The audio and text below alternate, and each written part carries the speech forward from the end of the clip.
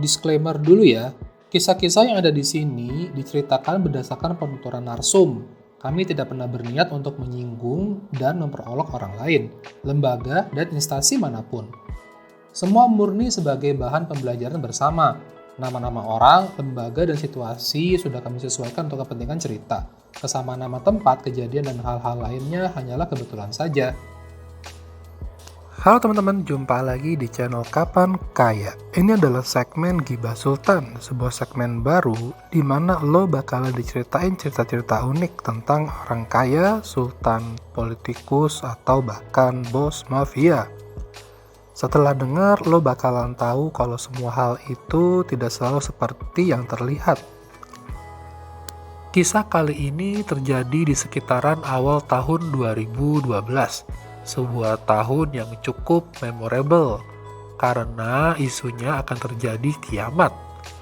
Saat itu Pak Fauzi Bowo masih menjadi Gubernur DKI Jakarta dan Pak Jokowi masih jadi Wali Kota Solo.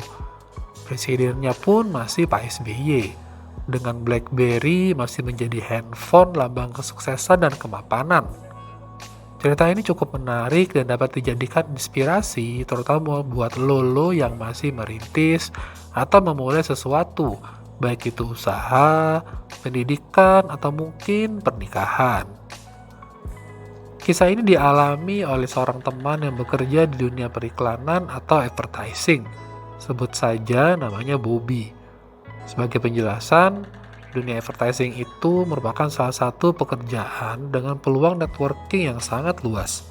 Kenapa?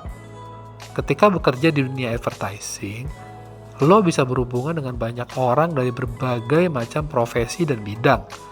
Hari ini mungkin lo ketemu dengan orang dari perusahaan farmasi. Besok lo udah di brief seputar produk otomotif. Minggu depannya lo ikut pameran properti. Karena berhubungan dengan periklanan dan promosi perusahaan, tentunya orang-orang yang lo temuin pun tidak main-main. Mulai dari manajer, vice president, CEO, bahkan owner dari perusahaan tersebut. Sebagai pekerja dunia advertising, Bobby juga mengalami hal yang sama. Kebetulan saat itu, Bobby sedang menghandle pekerjaan yang berhubungan dengan pembuatan iklan sebuah perusahaan jasa transportasi yang cukup dikenal di Indonesia. Yang dikerjakan Bobby saat itu adalah membuat iklan bagi perusahaan jasa transportasi tersebut. Yang cukup mengejutkan bagi Bobby adalah ternyata perusahaan tersebut lebih besar dari yang diperkirakan. Perusahaan tersebut ternyata tidak sekedar memiliki jasa transportasi saja, namun juga alat berat, pertambangan, dan juga bank. Bobby diminta untuk membuat 2 iklan, yaitu iklan untuk bank dan jasa transportasi milik perusahaan tersebut. Singkat cerita, pembuatan iklan bank, sebut saja bank transportasi, diprioritaskan untuk mulai produksi terlebih dahulu. Setelah beberapa kali rapat, diputuskanlah tanggal produksi, di mana Bobby dan tim akan datang ke kantor pusat bank untuk mengambil footage dan merekam testimoni dari direktur utama bank transportasi tersebut. Hari H syuting telah tiba. Bobby bersama tim telah tiba di kantor pusat bank transportasi. Bobby dan tim langsung diarahkan kepada direktur utama bank transportasi yang sudah menunggu di ruangannya. Bobby dan tim sudah menduga kalau Pak Dirut memang sudah menunggu dikarenakan sebuah mobil Mercedes tipe S yang sudah terparkir di spot parkiran direksi. Proses syuting berlangsung lancar dan bersahabat. Memasuki waktu makan siang, syuting berhenti sejenak untuk tim makan siang dan beribadah. Menjelang waktu istirahat berakhir, Pak Dirut mengatakan bahwa pemilik bank transportasi sudah ada di depan dan ingin ikut melihat kegiatan syuting. Bobby bersama Bapak Dirut berjalan ke lobi untuk menyambut sang pemilik. Dalam bayangan Bobby dan tim, sang pemilik akan datang dengan mobil yang sejenis atau bahkan lebih mewah lagi. Mungkin Ferrari, Lamborghini, McLaren, Rolls-Royce, atau mungkin Bentley. Namun langkah terkejutnya Bobby, ternyata di lobi bank tersebut terparkir sebuah mobil Toyota Yaris putih bersama sang pemilik bank transportasi yang ternyata nyetir sendiri. Nggak pakai supir, lengkap dengan handphone Nokia jadul yang baru aja dipakai untuk menelepon. Sang pemilik tersenyum ramah dan menyalami semua orang yang menyambutnya satu persatu. Lalu berjalan bersama menuju tempat syuting. Di sela-sela syuting, Pak Dirut sepertinya menyadari kalau Bobby cukup kaget dengan penampilan sang pemilik bank yang tidak sesuai bayangan. Mas Bobby gak usah kaget, bos memang begitu, gak suka yang mewah-mewah. Saya aja pakai Mercy, itu juga bos yang nyuruh, supaya image-nya gak kalah dari bank lain. Bos dari dulu emang begitu, dia mendingan beli banyak mobil murah, biar bisa dirental dibanding beli mobil mahal buat dia pakai sendiri. Demikian bisik Pak Dirut.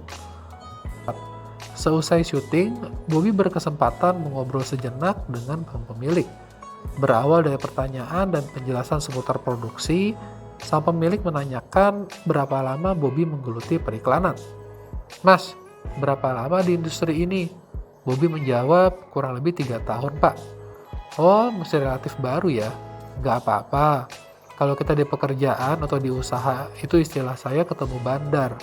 Jadi mungkin sekarang kamu masih merasa sulit atau merasa penghasilan kok belum sesuai. Nantinya akan semakin membaik kok. Nanti akan ada saatnya kamu ketemu bandarnya. Setelah itu semuanya akan lebih mudah. Meski tantangannya tentunya akan lebih tinggi dibandingkan dengan sekarang. Dulu saya juga begitu. Malah awalnya saya jualan kue. Menghasilkan, tapi nggak pas banget. Nggak bisa nabung sama sekali. Lalu saya ketemu bandarnya di usaha transportasi. Puji Tuhan bisa berkembang sampai sekarang.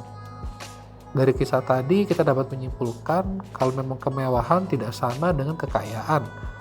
Sesuatu yang mewah bisa didapatkan orang miskin lewat hutang atau keberuntungan. Sementara orang kaya tidak tertarik dengan kemewahan yang tidak memberikan nilai tambah untuk mereka. Orang kaya juga tidak tertarik dengan sesuatu yang instan tetapi langsung hilang. Mereka tertarik dengan hal yang berkelanjutan yang dapat memberikan mereka pendapatan selama-lamanya. Untuk kamu yang baru merintis, tetap semangat ya. Mudah-mudahan segera ketemu bandarnya. Buat lo yang baru merintis, tetap semangat ya. Mudah-mudahan segera ketemu bandarnya.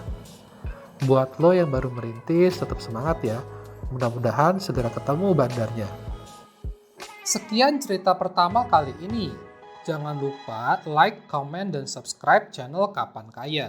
Kalau lo ada cerita tentang orang kaya, sultan, politikus, atau mungkin bos mafia yang pernah berinteraksi sama lo atau temen lo, bisa DM ke IG @kapankaya_id ya.